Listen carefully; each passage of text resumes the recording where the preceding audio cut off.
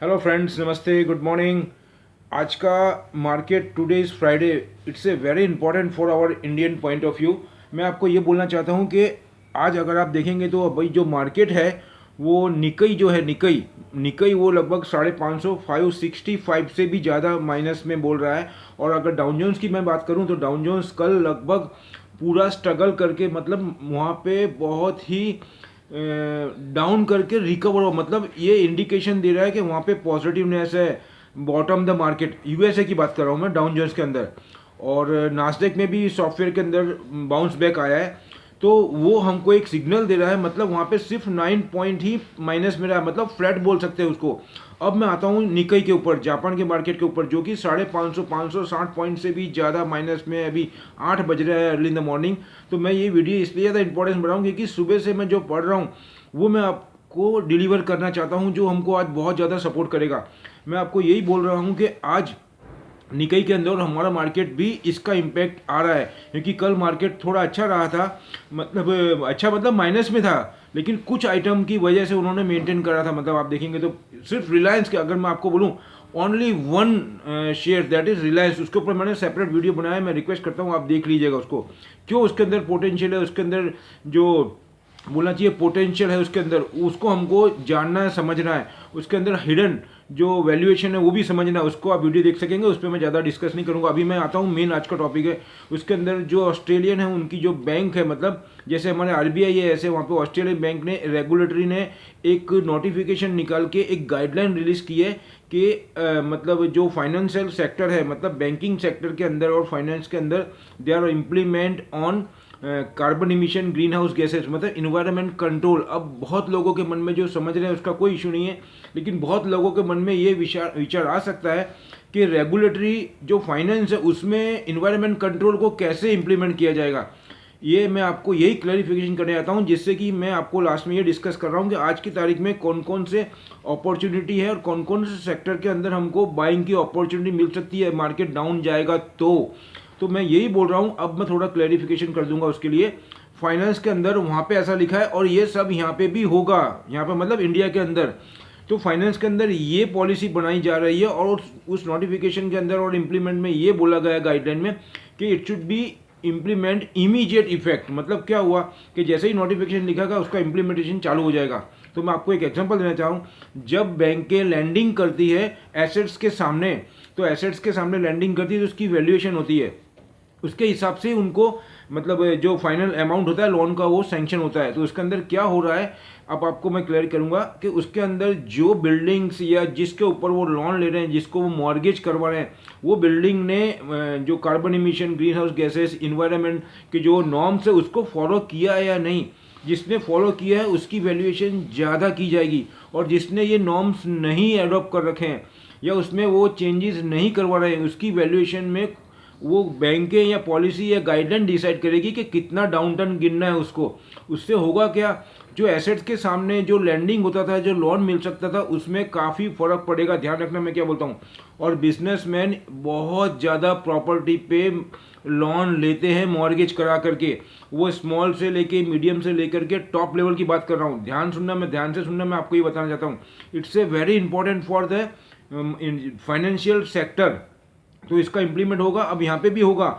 अभी हमारी गवर्नमेंट का फोकस यूपीए का इलेक्शन है, लोग मतलब विधानसभा का जो इलेक्शन हो रहा है अपने यूपी के अंदर, वो बहुत ज़्यादा इंपॉर्टेंस है हमारी इंडियन की जो क्या बोलते हैं उसको, जो ये अपने पॉलिटिकल है उसके अंदर उसका की रोल होता है। On that base they must all are focus on UP विधानसभा का जो इलेक्शन है उसके ऊपर फोकस है।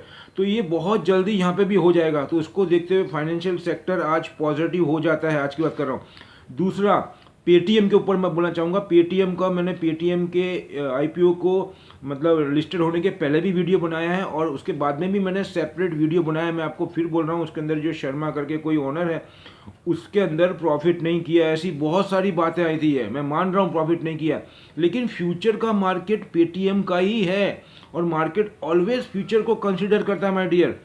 अभी भले उन्होंने एक्सपेंशन किया है, उनके प्लानिंग है, सब कुछ है, ये सब बिजनेसमैन समझते हैं। उन्होंने फ्यूचर को देख करके अपनी स्ट्रेटेजी बनाई है, उसके हिसाब से मे बी पॉसिबल उनका प्रॉफिट कम आ रहा है, लेकिन उन्होंने जो एक प्लानिंग किया है उसका मतलब एक पौधा लगाया, उसके फ्रूट हमको थोड़े टाइम बाद में मिलेंगे। तो अभी कल या परसों बहुत सी इंस्टीट्यूट अब बोल रही है कि ये पॉजिटिव है और डबल हो जाएगा या थोड़ा रुकना पड़ेगा, लेकिन मैं आपको फ्रॉम द बिगिनिंग ये बोलता आ रहा हूँ, मतलब आईपीओ की लिस्टिंग के पहले, क्योंकि जब गवर्नमेंट का ही फोकस डिजिटलाइजेशन के ऊपर है तो पेटीएम को ऊपर ही आना है, और उसके बाद में आप देखेंगे तो रिबाउंड मारा है। मतलब दे आर मिसगाइड, एफआईआई हमको मिसगाइड करती है। जो आदमी होमवर्क नहीं कर रहा है, स्टडी नहीं कर रहा है, उसको ये बातें बहुत समझने में थोड़ा टाइम लग जाएगा या वो उनको ख्याल नहीं आएगा और वो अपना लॉस में अपना जो इक्विटी है वो सेल ऑफ कर देंगे। लेकिन इसीलिए मैं आपको ऑलवेज बोलता हूँ कम से कम 3-4 महीने का हॉरिजॉन्टल लेकर के ही हमको बाय करना my dear. I never suggest you immediate day to day और डे ट्रेडिंग के लिए। मैं आपको बहुत ज़्यादा बोल रहा हूँ कि मैं बहुत कम बोलता हूँ इसके लिए। जो बहुत रिस्क ले सकते हैं वो ही करें, बाकी जो कॉमन मैन है जिसके पास लिमिटेड अमाउंट है वो लॉन्ग टर्म का बेस बना के, लॉन्ग टर्म मतलब मैं ये नहीं बोल रहा हूँ 5-10 साल का, मिनिमम 3 से 4-5 महीने का ही हॉरिजॉन्टल लेकर के चले। उसमें हमको रिस्क के अंदर हम खड़े रह सकते हैं और हमारा लॉस जो हुआ है वो रिकवर हो सकता है। किसी कारण से लॉस हुआ है, ऐसा जरूरी नहीं है सब में लॉस होगा, लेकिन इससे game of FII and DII. तो मेरा पॉइंट था एफआईआई। उसके बाद में मैं आज की तारीख में ये बोलता हूँ मेटल के अंदर बहुत ज़्यादा पॉजिटिवनेस है। पेटीएम भी नीचे आए तो बाय कर सकते हैं, मेटल में भी बाय कर सकते हैं, और इन्वायरमेंट कंट्रोल करने के जो भी शेयर्स है, व्हाट आई एम सेइंग, जो इन्वायरमेंट को कंट्रोल करने में जिस टाइप के भी शेयर है उसके अंदर मैं फिर बोलूँगा सोलर सिस्टम आ गया, गैस की कंपनी आ गई, सॉफ्टवेयर की कंपनी आ गई। अब नाम मैं आपको काफ़ी दफ़े दे चुका हूँ, फिर बोलना चाहो तो फिर बोलूँगा। अदानी के टोटल शेयर्स, पोर्टफोलियो भी बोलूँगा मैं आपको, उसमें अदानी ग्रीन आ गया, अदानी ट्रांसमिशन आ गया, अदानी एंटरप्राइज आ गया, और यहाँ पे गेल भी आ जाता है। उसके बाद में इंद्रप्रस्थ गैस मैंने आपको बोल ही दिया है, और मेटल के अंदर हिंडाल्को, टाटा स्टील, फिर आपको बोलूँगा जेएसडब्ल्यू स्टील, सेल, ये सब पॉजिटिव हो जाता है। तो इसके अंदर बॉटम में हमको स्लैब वाइज बाय करना है, एकदम से बाय नहीं करना है। और नायका के अंदर प्रॉफिट टेकिंग आ सकती है क्योंकि बढ़ा हुआ है उसको भी। और मैं आपको सफाया, मतलब वो जो फूड है, सफियर फूड जो गया था, सफाया फूड, वो भी पॉजिटिव ही है, लेकिन थोड़ा सा लंबा ओरिजिनल मान के चलना है ये। उसके बाद में सीमेंस और रेलवे से रिलेटेड जो भी कंपनी है उसमें राइट्स भी आ गई। फिर एस्कॉट आ गया, एस्कॉट बाय करना है, आज नीचे आए तो राइट्स बाय करना है। और रेलवे के अंदर और भी बहुत सी कंपनी जैसे कि एल&टी हो गया, फिर आपको बोलना चाहूँगा भारत फॉर्ज हो गया, फिर हिंदुस्तान एरोनॉटिक, इस टाइप की कंपनी आज हमको एक अपॉर्चुनिटी देती है तो हमको बाय करना है, इन शॉर्ट में बोलूँगा। फिर वीडियो लंबा हो जाएगा इसलिए मैं अभी इतना ही रखना चाहता हूँ। और भी मैटर है लेकिन वो अभी मैं डिस्कस नहीं करना चाहूँगा क्योंकि टाइम हो जाएगा मेरे को मार्केट ओपन के पहले वीडियो डिलीवर करना आपको। तो मैं यही बोलूँगा, मेरे वीडियो समाप्त करना चाहूँगा और ये बोलूँगा, डिस्क्लेमर पुट अप कर रहा हूँ, ये मेरी अपनी स्टडी, अपनी एनालाइज है। आप अपना डिसीजन अपने एक्सपर्ट के सलाह सूचन से या गाइडलाइन से ही करें। और अगर मेरे वीडियो अच्छे लगते हैं तो मैं आई रिक्वेस्ट यू, प्लीज़ इसको आप शेयर करें, लाइक करें और अपने दोस्तों को पास भेजें। और जो नए हैं उनको मैं रिक्वेस्ट करूंगा सब्सक्राइब करना और बेल आइकन दबाना ना भूलना, जिससे क्या होगा, हम और आप मिलकर के ज़्यादा से ज़्यादा होमवर्क करेंगे, पूरी विश्व की जानकारी रखेंगे और मार्केट में एंटर होंगे विथ प्रिपरेशन। तो on that base we will be get maximum profit and we are able to fight with the FII strategy. मैं क्या बोल रहा हूँ, अगर हमारी पूर्व तैयारी होगी तो हम एफआईआई की रणनीति को काफ़ी हद तक समझ सकेंगे और उनसे फाइट कर सकेंगे, जिससे कि हमको उस टाइम क्या गेम चल रहा है, क्या वो स्ट्रेटेजी अडॉप्ट कर रहे हैं, उससे हमको कौन से सेक्टर में एंटर होना है और कौन कौन से शेयर बाय करना है, उसका हमको बहुत कुछ सपोर्ट मिलता है, बहुत कुछ हमको वो रणनीति समझ में आती है। लास्ट में ये बोलूँगा, मिलते हैं अगले वीडियो में कुछ और नई जानकारी के साथ में। जय हिंद।